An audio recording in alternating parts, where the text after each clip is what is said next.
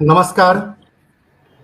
मैथिल विकास प्रतिष्ठान के विशेष संवाद कार्यक्रम में आइ परिचर्चा के विषय अछि बजट 2025। आजुक चारिम एपिसोड अछि विशेष संवाद कार्यक्रम के। बजट 2025 में की बदलाव भेलै एहि पर हम सब विस्तृत जानकारी देब। समस्त मैथिल विकास प्रतिष्ठान से जुड़ल और समस्त मैथिल समाज के हम आजुक कार्यक्रम में अभिनंदन और स्वागत करैत छी। बहुत प्रसन्नता भऽ रहल अछि कि मैथिल विकास प्रतिष्ठान बहुत काज के संग संग आब हम सब बजट पर परिचर्चा कऽ रहल छी और भारत के जे इकोनॉमिक व्यवस्था छै, जे बजट से देश के दिशा निर्धारित होइ छै, जाहि बजट से देश के ग्रोथ पता चलै छै, हम सब एहि विषय में विस्तार से चर्चा करब। भारत के उद्योग, कृषि, एजुकेशन, अकर जीपी, अकर इनकम और एक्सपेंडिचर कंप्लीट इंफॉर्मेशन बजट में भारत के वित्त मंत्री श्रीमती निर्मला सीतारमण 1 फरवरी का प्रस्तुत केलखिन। आजुक जे हमर स्पीकर छथि, एहि बेर के बजट में जे सबसे बेसी चर्चा के विषय छलै ओ 12 लाख रुपया के टैक्स एग्जम्पशन। और हमरा लगैत अछि ई बजट एकटा बहुत बड़का मैसेज दऽ के गेलियै टैक्स रिफॉर्म में। हमरा बीच में इनकम टैक्स के एक्सपर्ट चार्टर अकाउंटेंट शिव पाठक छथि। शिव पाठक जी, अहाँ के बहुत बहुत स्वागत अछि आजू कार्यक्रम में। अहाँ एकटा सीनियर चार्टर अकाउंटेंट छी, खुद अहाँ के प्रोफेशन अछि। हम चाहै छी जे बजट 2025 जे प्रेजेंट भेलै पार्लियामेंट में, ओहि में इनकम टैक्स से जुड़ल की बदलाव भेलै तकर जानकारी अहाँ साझा करू। पहले अनम्यूट कऽ लिअ। भरल है। हेलो, आवाज अभी हमर? हाँ हाँ जी। प्लीज। ओहि बजट में सबसे चर्चा के विषय छै वो छै 12 लाख तक लोग बुझे कि जे हमरा टैक्स फ्री छै, तो वही के ऊपर तनिक पहले विशेष हम प्रकाश डालब। और दोसर बात ई कहै छी मैथिली शायद हमरा से कंटिन्यू न भऽ पाए तो हिंदियो हम बाजब।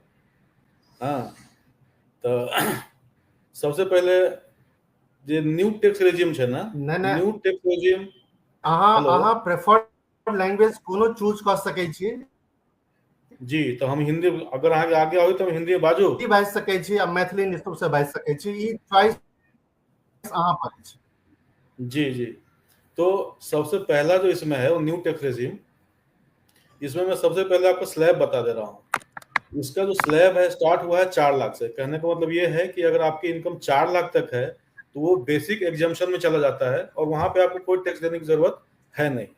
अगर आपकी इनकम 4 लाख से ज्यादा हो रही है, 4 लाख से लेकर के 8 लाख तक की अगर आपकी इनकम है तो फिर आपको टैक्स वहां पे 5% देना पड़ेगा। 8 लाख से ऊपर अगर 12 लाख तक इनकम आपकी जाती है तो फिर आपको टैक्स लगेगा 10%। 12 लाख से ऊपर जा रही है और 16 लाख तक जा रही इनकम तो फिर आपका जो टैक्स रेट होगा वो होगा 15%, और 16 से 20 20%, 20 से 24 अगर जा रहा है तो 25%, और अगर आपकी इनकम सालाना आय अगर 24 लाख से ज्यादा हो रहा है तो फिर आपको टैक्स देना पड़ेगा 30%।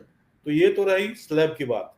अब अगर स्लैब यहाँ पे दिया हुआ है कि 4 लाख से ऊपर आपको 5% टैक्स देना है, तो इसका मतलब ये हुआ कि अगर आपकी इनकम 4 लाख से ऊपर है और 8 लाख तक है तो जो डिफरेंस 4 लाख आता है उसमें आपका 5% टैक्स बनता है, मतलब 20,000 रुपए का टैक्स बन रहा है। 8 लाख से 12 लाख पे अगर आप जा रहे हैं तो फिर 4 लाख के ऊपर आपको 10% और आपको टैक्स देना पड़ रहा है। कहने का मतलब कि 40,000 रुपए और आपको टैक्स देना पड़ रहा है। तो टोटल टैक्स आपका जो यहाँ निकल के आ रहा है वो हो रहा है 60,000। लेकिन 60,000 आपको टैक्स यहाँ पे नहीं भरना है, ऐसा बताया गया कि 12 लाख तक आपको टैक्स ही नहीं देना है। तो उसका सबसे जो मेन रीजन है वो है सेक्शन 87A का रिबेट। उस रिबेट में ये कहा गया है कि अगर आपकी आय सालाना 12 लाख रुपए तक का होता है तो फिर उसमें आपको एक रिबेट दिया जाएगा सेक्शन 87A में, और वो रिबेट की जो लिमिट है वो है 60,000। मैक्सिमम लिमिट जो है उसकी है 60,000। अगर आपका इनकम टैक्स का जो लायबिलिटी आ रहा है 60,000 तक का आता है तो आपको टैक्स भरने की कोई जरूरत नहीं है। तो इस रिबेट की वजह से अगर आपका इनकम 12 लाख रुपए होता है तो फिर आपको यहाँ पे टैक्स देने की कोई जरूरत है नहीं। लेकिन क्वेश्चन ये आता है कि अगर आपका इनकम 12 लाख से ज्यादा है तो फिर क्या होगा। तो सिंपल सी बात यहाँ पे ये है, अगर आपकी इनकम 12 लाख रुपए से 2-4 हजार या 10,000 रुपए कुछ भी अगर ज्यादा हो रहा है तो फिर आपकी जो टैक्स का जो कैलकुलेशन होगा वो 12 लाख के बाद नहीं होगा। टैक्स का कैलकुलेशन आपको 4 लाख से स्टार्ट हो जाएगा। कहने का मतलब ये है कि अगर आपकी इनकम, फॉर एग्जांपल सपोज कीजिए कि आपका इनकम हो रहा है 12,10,000, तो उस 12,10,000 पे जब टैक्स कैलकुलेट करेंगे तो 4 लाख से आपका टैक्सेशन स्टार्ट हो जाएगा। कहने का मतलब ये होगा कि आपका टोटल टैक्स सवाल है हमार पाठक जी, एक सवाल है हमार पाठक जी, एक सवाल है हमार यदि तो फिर स्टैंडर्ड डिडक्शन की छै? 75,000 जे स्टैंडर्ड डिडक्शन भेटै छै वो कखन कैलकुलेशन हेतै, कखन एडिशन डिडक्शन भेटतै? ओकर स्टैंडर्ड डिडक्शन जनरली सैलरी वालों के लिए है, वो 75,000 का। तो ये डिडक्शन आपको हमेशा रहेगा, उसमें कोई दिक्कत नहीं है। स्टैंडर्ड डिडक्शन आप ले सकते हैं, उसमें कोई दिक्कत नहीं है। लेकिन जहां प्रॉब्लम इशू ये आता है कि अगर आपका इनकम 12 लाख से थोड़ा अधिक हो रहा है, 12,10,000 फॉर एग्जांपल, अगर इनकम आपका 12,10,000 हो रहा है तो फिर आपको टैक्स क्या 12,10,000 के ऊपर देना है या सिर्फ 10,000 के ऊपर देना है? तो यहाँ पे बात ये है कि हम थोड़े क्लैरिफिकेशन चाहे छी जे ई 75,000 जे स्टैंडर्ड डिडक्शन छै से सिर्फ एम्प्लॉई के लिए अवेलेबल छै? जी जी ठीक छै। यदि एम्प्लॉई कंपनी के तो ओकरा लेल एग्जाम्पशन 12,75,000 हेतै। 60,000 जे कहलिए जे 87A के रिबेट छै प्लस जो 75,000 के अदर जे स्टैंडर्ड डिडक्शन छै से एम्प्लॉई के सैलरी इनकम वाला के लिए छै। अदर देन सैलरी इनकम वाला के 12 लाख रुपए छै। 12 लाख तो एक्चुअली जो 12 लाख जो इनकम छै टोटल इनकम टैक्सेबल इनकम। तो एम्प्लॉय जो होती कोनो कंपनी के, वो एम्प्लॉय का टैक्सेबल इनकम आफ्टर डिडक्शन है ना। तो उनका अगर 12 लाख से 75,000 इनकम अगर हो रहा है 1275, तो उस 1275 में से 75 तो माइनस हो जाएगा, तो अल्टीमेटली टैक्सेबल इनकम उनका होगा वो 12 लाख ही होगा। इसके लिए उनको 1275 का बेनिफिट यहाँ पे मिल जाएगा। अदर जो भी है उनको 12 लाख का बेनिफिट मिल रहा है। तो हम जो डिस्कस कर रहे थे यहाँ पे कि 12,10,000 आपकी इनकम हो रही है, तो यहाँ पे क्या हो रहा है कि आपका इनकम तो बढ़ रहा है 10,000 रुपए से, लेकिन उस 10,000 की वजह से जो आपका टैक्स लायबिलिटी है वो 61,500 हो रहा है। तो यहाँ पे तो टैक्स पेयर जो है उस टैक्स पेयर के लिए यहाँ पे नुकसान है। तो ये नुकसान नहीं हो इसके लिए मैडम ने इसमें एक मार्जिनल रिलीफ का प्रोविजन लेके आया है। तो वो मार्जिनल रिलीफ उन व्यक्ति के लिए है जिनका इनकम 12 लाख से थोड़ा बहुत ज्यादा हो रहा है। तो अगर आपका इनकम 12,10,000 था यहाँ पे, तो आपकी टैक्स लायबिलिटी आ रही थी 61,500, तो मैडम ने कहा कि आप 61,500 मत दो, आप जो है यहाँ पे 51,500 का रिलीफ ले लो, और आपका जो एडिशनल इनकम हुआ है 10,000, वो additional income as a tax आप यहाँ पे डिपॉजिट करा दो।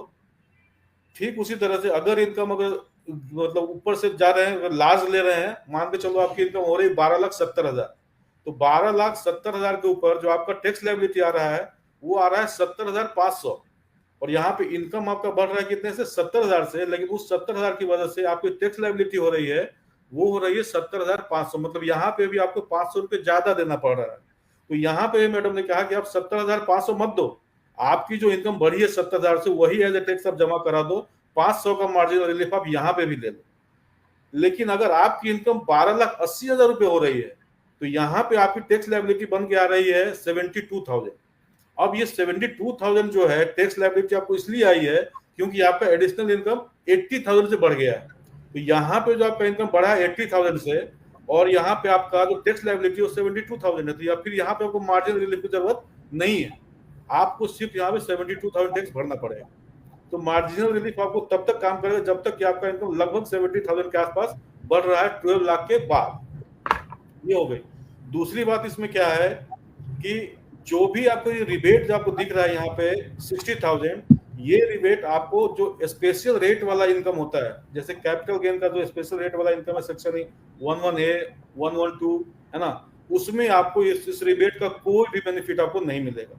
अगर आपके 12 लाख के इनकम में कोई भी इनकम मान के चलिए कैपिटल गेन का इनकम अगर आ रहा है 2 या 3 लाख रुपए, तो उस 2 या 3 लाख रुपए के ऊपर आपको पूरा टैक्स भरना पड़ेगा। उसमें फिर आपको कोई किसी तरह का कोई रिबेट नहीं मिलेगा। फॉर एग्जाम्पल, अगर मान के चलिए आपका इनकम है 12 लाख, उस 12 लाख में से 3 लाख रुपए आपका है कैपिटल गेन वाला इनकम, जो कि सेक्शन 11A का है।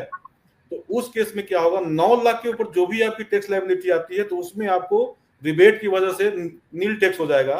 लेकिन जो 3 लाख रुपए है, इस 3 लाख के ऊपर आपको टैक्स देना पड़ेगा, जो भी इफेक्टिव रेट है, जो भी इफेक्टिव रेट रहेगा उस टाइम पे, उस रेट से आपको टैक्स देना पड़ेगा। तो ये आपका जो न्यू रेजिम का जो बेसिक जो आप मैंने बता दिया डिटेल में। दूसरी बात, जहां तक सरचार्ज की बात है, सरचार्ज में एज सच कोई इस बार चेंज नहीं हुआ है, जैसा पहले था वही अभी भी है। हाँ, तो सरचार्ज का डिस्कशन में ज्यादा नहीं करूंगा यहाँ पे। और भी कोई क्वेश्चन है तो आप पूछ सकते हैं सर। नहीं, आपने हाँ सही कहलिए जे लॉन्ग टर्म या शॉर्ट टर्म कैपिटल गेन के ई रिबेट से बाहर रखल गया जी। तो ई एकटा पता नहीं जे कोनो हुनकर कैलकुलेशन हेतै, शायद स्पेशल रेट अप्लाई होइ छै तै के लिए ओकरा अदर इनकम के ओ कंसीडर केलकै है, तो ई हुनकर जैसे से भ सकै छै। एकटा चीज हमरा बताओ, ई पहले हम काफी जैसे से देखे छलिए जे नेशनल सेविंग स्कीम में काफी इन्वेस्टमेंट होइ छलै। आब नेशनल सेविंग स्कीम के जे इंटरेस्ट छै तकरा से बंद कर देलकै है, तो ओकर की बताबऽ चाहे छी के बारे में गवर्नमेंट, ओकर की केना की ओकर प्लानिंग छै ओकर? जी, नेशनल सेविंग स्कीम एक्चुअली जब चला था उस टाइम पे ये प्रोविजन था कि अगर जिस किसी के नाम से ये स्कीम लिया हुआ है, जिसने अपने नाम पे इसको डिपॉजिट किया है, वो अगर कभी भी इसको विड्रॉ करता है तो फिर आपकी वहां पे टैक्स लायबिलिटी बन जाएगी, पहली बात। दूसरी बात ये थी कि अगर जिनके नाम से ये स्कीम है, उनका अगर डेथ हो जाए, उनके डेथ के बाद जो उनके लीगल हियर्स हैं, वो अगर इसको विड्रॉ करते हैं तो फिर वहां पे कोई टैक्स लायबिलिटी नहीं बनती थी। लेकिन इस बजट में जो उस टाइम के जो मतलब ये 1991 की बात है, उस टाइम से जिसने भी डाला होगा इसमें पैसा, आज के डेट में वो सीनियर सिटीजन हो चुके होंगे या नहीं तो होने ही वाले होंगे, तो वो सीनियर सिटीजन के बेनिफिट को ध्यान में रखते हुए इसमें थोड़ा सा चेंजेस लाया, थोड़ा सा अमेंड किया है। उसमें कंपलसरी आपको ये कंपेल किया जा रहा है कि भाई आपको अभी जो है इसमें किसी भी तरह का कोई इंटरेस्ट नहीं मिलेगा अगर आपका जो भी डिपॉजिट है वो 1 अप्रैल 1992 के पहले का है। अगर आपने 1 अप्रैल 1992 के पहले अगर आपने कोई भी डिपॉजिट किया था नेशनल सेविंग्स स्कीम में और अभी भी अगर वो कंटिन्यू है, तो अब उसका 29 अगस्त के बाद से नोटिफिकेशन आया, उसके बाद से आपको कोई भी उसके ऊपर इंटरेस्ट नहीं मिलेगा। तो ये जो प्रोविजन किया है इसमें, इसका मतलब सीधा सीधा ये है कि आपका पैसा वहां पे आइडल पड़ा रहेगा, अगर आप नहीं निकालोगे तो बेटर ये है कि आप पैसे निकाल लो। तो ये गवर्नमेंट कंपेल कर रही है। तो इसके साथ साथ गवर्नमेंट अगर जबरदस्ती आपको बोल रही है कि आप अपने पैसे निकाल लो, इसके साथ साथ गवर्नमेंट आपको एक बेनिफिट भी दे रही है। वो बेनिफिट ये है कि जो पहले प्रोविजन था कि अगर आपके आप खुद अगर निकाल रहे हो, जो भी स्कीम में पैसा में डाला था उसको अगर आप खुद निकाल रहे हो तो उसके ऊपर टैक्स लायबिलिटी बनेगी। लेकिन अब क्या है कि अगर अभी आप निकालते हो तो इसके ऊपर आपके हाथ में कोई भी टैक्स लायबिलिटी नहीं है, तो आप अभी निकाल सकते हो, उसमें कोई दिक्कत नहीं होगी। ई तो बहुत निक जानकारी है जे बहुत लोग घर में सर्टिफिकेट लॉ के राखि दै छथिन ई सोच के जे हमरा तो इंटरेस्ट बढ़ रहा है। ई एक महत्वपूर्ण जानकारी है जे जिनका किनको पास में यदि एनएससी के सर्टिफिकेट हो तो आब ओहिमे इंटरेस्ट गवर्नमेंट बंद कर देलकै है, नहीं भेटत तो अहाँ ओकरा विड्रॉ करा लिया, विड्रॉ जे हेतै ताहि पर कोनो टैक्स भरऽ के जरूरत नहीं है। और दोसर बात इहो देखियो कि 1992 के बाद से जो है ना एक डिडक्शन सेहो नहीं भेटै छै, बट अगर इंटरेस्ट रेट चूंकि ज्यादा है तो इन्वेस्टमेंट पॉइंट ऑफ व्यू से फेवरेट अभी तक रहले लोग के, लेकिन गवर्नमेंट एकरा धीरे धीरे डिस्करेज कर रहा है। गवर्नमेंट के अगर देखबे ना बजट में तो एक्चुअली इन्वेस्टमेंट के ही डिस्करेज कर रहा है। एगो नेगेटिव पॉइंट अगर एनालाइज करबै तो इन्वेस्टमेंट के डिस्करेज कर रहा है, स्पेंडिंग कैपेसिटी पब्लिक के बढ़ाबऽ चाहे छै, है ना। ई बजट में एकटा देखलिए सुनलिए कि ओहिमे बतेलखिन जे सेल्फ ऑक्युपाइड प्रॉपर्टी यदि दूटा छै तो ओकर एनुअल वैल्यू जैसे ओकर जीरो हेतै। ई की सेक्शन 23 जे छै ओकर की कहब छै के बारे में, की अमेंडमेंट भेलै ओहि सेक्शन में? ओहिमे की है कि कोई चेंजेस नहीं, पिछला बेर से एहि बेर में ज्यादा कोई चेंज नहीं, सिर्फ एक लाइन के में चेंज, कुछ सेंटेंस के पहले रहे कंडीशन ही रहे कि अगर मतलब अगर आपका जो कोई प्रॉपर्टी है ना, सेल्फ ऑक्युपाइड में काउंट तब हो रहा है, उसका एमए भी आपको 0 दिया जाएगा, लेकिन उसका कंडीशन ये है कि आप उस प्रॉपर्टी को ऑक्युपाई नहीं कर रहे हैं। नहीं ऑक्युपाई करने का रीजन हो सकता है कि आप अपने बिजनेस की वजह से, अपने प्रोफेशन की वजह से या अपने एम्प्लॉयमेंट की वजह से उस जगह पे नहीं रह रहे हो जहां पे आपका वो घर है। अगर उस घर में आप रहते हैं तो आप ये बिजनेस करना आपके लिए मुश्किल हो सकता है, मतलब कम्युटेशन में है ना, आप वहां से रह करके आप बिजनेस नहीं कर सकते हैं या फिर जॉब नहीं कर सकते हैं, तब आपको एसओपी में जो उसका वैल्यू है एनएवी वो नील माना जाएगा। लेकिन इस बार जो किया है, जो कंडीशन था कि प्रोफेशन, बिजनेस और एम्प्लॉयमेंट, उसको अमिट कर दिया। अभी ये बताया है कि चाहे कोई भी रीजन हो, आपको 2 प्रॉपर्टी जो आपकी होगी उसको एसओपी मान लिया जाएगा और उसका जो एनएवी है उसको 0 माना जाएगा, मतलब नील मान लिया जाएगा। तो अभी और ज्यादा इजी हो गया है, आपको कोई रीजन देने की जरूरत नहीं है। विदाउट एनी रीजन आपकी 2 प्रॉपर्टी को एसओपी मान लिया जाएगा, विदाउट एनी रीजन। और इसमें एक और कंफ्यूजन होता है जनरली कि कोई प्रॉपर्टी अगर आपके ज्वाइंट नेम से है, तो अगर ओल्ड रिजिम में अगर आप जा रहे हैं एसओपी में, ओल्ड रिजिम में जा, न्यू रिजिम के लिए तो कोई उसमें बेनिफिट है नहीं, लेकिन अगर ओल्ड रिजिम में जा रहे हैं, अगर आपको कोई हाउसिंग लोन लिया हुआ है, उसका जो इंटरेस्ट का बेनिफिट किसको मिलेगा? कभी कभी इसमें क्या कंफ्यूजन होता है।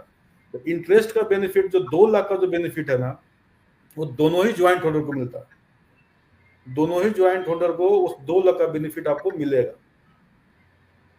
बहुत नीक पाठक जी, जस्ट एक और लास्ट सवाल हम कर रहल छी, चूंकि समय के टाइम से लिमिट छै। ई जे इंटरेस्ट बैंक से दै छै, तो ओहि इंटरेस्ट पर कोनो टीडीएस के प्रोविजन में कोनो बदलाव भेलै? चूंकि जनरल पब्लिक यदि एफडी में रखै छथिन तो इंटरेस्ट भेटै छै, इंटरेस्ट में किछु ने किछु टीडीएस काटि के हुनका वापस भेटै छै, तो जनरल पब्लिक से जुड़ल छै। आ दोसर जे ई यदि ओल्ड रिजिम में छथिन तो ओ सेक्शन 80 टीटी ए टीटी बी में इस सेक्शन में कोनो बदलाव भेलै है कि?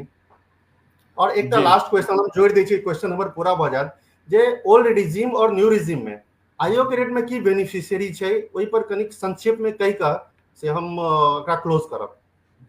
जी, तो अखन सबसे पहले हम ला रहल छी इंटरेस्ट वाला पोर्शन। वो इंटरेस्ट वाला पोर्शन जहाँ के टीडीएस से रिलेटेड है, सेक्शन 194 ए। तो सेक्शन 194 ए में जो पहले के जो लिमिट चले है, वो लिमिट चले यहाँ के सीनियर सिटीजन के लिए 50,000, नॉन सीनियर सिटीजन चला तो उनका ले रहा ना 10,000, है ना। तो ये जो 50,000 के लिमिट चला, ओकरा कर दिया पूरा 1 लाख। 50,000 डिडक्शन जे छले ओकरा मतलब ओकर इंक्रीज भ गेलै, डिडक्शन अमाउंट 50,000 का मतलब ये कि अगर आपका कहीं से भी, चाहे पोस्ट ऑफिस से हो चाहे बैंक से हो, अगर आपका इंटरेस्ट 1 लाख रुपए तक का क्रेडिट अगर हो रहा है तो आपको कोई टीडीएस नहीं कटेगा। आपका जो टीडीएस है उसके ऊपर नहीं कटेगा, लेकिन उसमें जो 80 टीटीबी का जो प्रोविजन था, जो डिडक्शन का प्रोविजन है, वो एक अलग है। 80 टीटीबी इंटैक्ट है 50,000 रुपए, लेकिन जो टीडीएस का प्रोविजन है वो है 1 लाख रुपए। कहने का मतलब आपका इनकम अगर इंटरेस्ट से हो रहा है, वो अगर 1 लाख तक है, तो बैंक उसके ऊपर आपका कोई भी टीडीएस नहीं काटेगी। लेकिन अगर 1 लाख रुपए इनकम है तो 50,000 रुपया आपका उसमें से छूट है, लेकिन जो बाकी का 50,000 है उसके ऊपर आपको टैक्स भरना है। और बाकी का जो 50,000 रहेगा उसके ऊपर आपको टैक्स भरना है। सेम उसी तरह से जो पहले 10,000 का लिमिट था, 40,000 का, उसको कर दिया है 50,000 नॉन सीनियर सिटीजन केस में, कि अगर 50,000 तक की आपकी आय हो रही है इंटरेस्ट से, उस केस में आपको टीडीएस नहीं काटा जाएगा। लेकिन अगर टीटीए में जहां तक छूट की बात है तो सिर्फ 10,000 तक का ही लिमिट है। 10,000 के ऊपर आपका जो भी इनकम हो रहा है इंटरेस्ट से, तो उसके ऊपर आपको टैक्स देना पड़ेगा। ठीक ठीक है। क्विकली ओल्ड रिजिम और न्यू रिजिम की बेनिफिशियल है, 2 मिनट में कहीं ककरा क्लोज करोगे? आई बेरी जना कि 12 लाख तक की इनकम लेके चल गए, तो अहाँ के सिंपल स्ट्रेट फॉरवर्ड कह दियो कि अगर अहाँ के 12 लाख तक की इनकम है तो कुछ सोचेगे नहीं है, सीधा सीधा न्यू रिजिम ऑफ कर लिए, कुछ हमें सोचेगे नहीं। हाँ, अगर अहाँ के इन्वेस्टमेंट बेसी है, लेकिन तेकरा बादो अगर ओल्ड रिजिम में जाई छी तैयो अहाँ के बेनिफिट ज्यादा होए वाला नहीं है। तो गवर्नमेंट जो ये बड़का स्लैब लेके रही है 12 लाख के, सीधा सीधा का मतलब है पूरा तरह से डिस्करेज कर रहा है यहाँ के ओल्ड रिजिम से निकल के सब गोरे न्यू रिजिम में चली आओ, पहला बात। दोसर बात, जहाँ सब एते इन्वेस्टमेंट पर जते ध्यान दे रहा छी पहले जका, ओते ध्यान नहीं देगा खर्चा करियो। खर्चा करे के मतलब ये है जहाँ स्पेंडिंग कैपेसिटी अगर अहाँ के बढ़ता है, जीएसटी कलेक्शन बढ़ते है ना। और देखो यहाँ के इलेक्ट्रॉनिक गुड्स के ऊपर और जो होममेड चीज चल रही मैन्युफैक्चरिंग सेक्टर में इंडिया के, ओहू पर सरकार अभी बहुत ध्यान दे रहा है। ताई के चलते जो है से टाइम नहीं है ना, तब डिस्कस करते हुए के ऊपर रोका चाहब आवाम पाठक जी, अहाँ के बहुत बहुत धन्यवाद, बहुत सुंदर जानकारी दिलिए। हमरा पूरा उम्मीद है जे दर्शक सब एई टैक्स के बारे में जानकारी देता। हम एक बात और कह चाहे छी सब गोटा के, यदि इनकम टैक्स से जुड़ल कोनो भी तरह के सवाल हुए, अहाँ मैथिल विकास प्रतिष्ठान के ईमेल maithilbp.com पर अहाँ जे से कह सकै छी @gmail.com पर, और अहाँ के सवाल के जवाब देल जाए। बहुत बहुत धन्यवाद शिव पाठक जी, धन्यवाद। अब हम सब सेशन के दोसर सत्र में जा रहल छी। अखन हम सब डायरेक्ट टैक्स में छलहुँ। पहले डायरेक्ट टैक्स के बारे में पिछला बेर जे एस्टिमेटेड इनकम छै से 22,37,000 करोड़ के रेवेन्यू इनकम छै डायरेक्ट टैक्स से गवर्नमेंट ऑफ इंडिया के। एक छोट जानकारी, अब हम सब इनडायरेक्ट टैक्स में के बारे में चर्चा करब। हमारा संग में जे स्पीकर छै चार्टर्ड अकाउंटेंट कृष्णकांत चौधरी जी, एसोसिएट सीनियर कंसल्टेंट छथि ENY में। ई जे बुझल ENY के हमरा सबके बहुत खुशी के बात है जे GST के एक्सपर्ट जे ENY में अपन कंसल्टेंसी दऽ रहल छथिन, आइ मैथिल विकास प्रतिष्ठान में स्पीकर के रूप में छथिन। चौधरी जी, अहाँ के बहुत बहुत स्वागत है मैथिल विकास प्रतिष्ठान के प्लेटफॉर्म पर। बजट 2025 GST में की बदलाव लऽ के एलै, जाहिसँ एकटा सामान्य व्यवसायी के ओहिसँ की बेनिफिट हेतै, ताहि के बारे में अहाँ जानकारी साझा करू। सबसे पहले अमोद सर बहुत बहुत धन्यवाद अहाँ का और सभी MVP मेंबर को जिन्होंने मुझे अपॉर्चुनिटी दिया कि खुद को यहाँ पे प्रेजेंट कर सकूँ आपके सामने में। So thank you so much for all of you. So अभी बजट में तो काफ़ी कुछ चेंजेस आया है, जिसमें कि सबसे important changes in direct tax में हुआ है, जहाँ पे अप टू 12 लाख तक कोई टैक्स नहीं है। नया अमेंडमेंट बिल पास हुआ है, नया इनकम टैक्स बिल प्रपोज किया गया है जो भी पास हो चुका है। पाठक सर ने वो अच्छे से कवर किया है, टैक्स लिमिट 12 लाख तक नो टैक्स। उसी प्रकार GST में भी काफ़ी चेंजेस आए हैं जो बहुत ही इंपॉर्टेंट चेंजेस है, जिसको मैं आपके सामने प्रेजेंट कभी करने वाला हूँ। जैसे कि GST में तो नेगेटिव इम्पैक्ट ज़्यादा हुआ है for the local normal tax payers के लिए, पॉजिटिव इतना नहीं जितना डायरेक्ट टैक्स में बेनिफिट हुआ है। तो भले ही नेगेटिव है but it is important changes for every business sectors. अभी नेगेटिव जिस तरह से मैं बात करूंगा, मेन नेगेटिव एग्जांपल लूंगा मैं आपको फिलहाल भी क्रेडिट नोट्स के ऊपर। जैसे कि आप सेल करते हो, सेल करने के बाद अगर आपका गुड्स रिटर्न होता है, सामने वाला परचेजर आपके गुड्स वापस देता है, तो उसके ऊपर जो आप GST आपने जो पे किया होगा उतना आपको एज अ क्रेडिट नोट करके GST आप एडजस्ट करोगे। पहले इतना सिंपल था, अभी ऐसा है कि सामने वाले को पहले उस पर ITC रिवर्स करना पड़ेगा तभी आपको मिलेगा। अगर उन्होंने रिवर्स किया नहीं किया तो आपको तब तक आपको क्रेडिट नोट पे लायबिलिटी आप एडजस्ट नहीं कर सकते। ये सब आप आगे कवर करने वाला हूँ मैं। सेकेंडरी हो गया GST में, अभी ट्रैक एंड ट्रेस मैकेनिज्म हो गया गुड्स के केस में। अभी नॉर्मल क्या है कि जब आप गुड्स को, जैसे कि अभी ई-वे बिल सिस्टम था, जब आप गुड्स सप्लाई करते थे एक लिमिट के ऊपर, फिर आपको ई-वे बिल इशू करना पड़ता था। तो गवर्नमेंट का ट्रैकिंग उसको और स्ट्रिक्ट करने के लिए उन्होंने एक मैकेनिज्म निकाला है, ट्रेस एंड ट्रैक सिस्टम, जिसमें आपके गुड्स के मूवमेंट को ट्रैक किया जाएगा।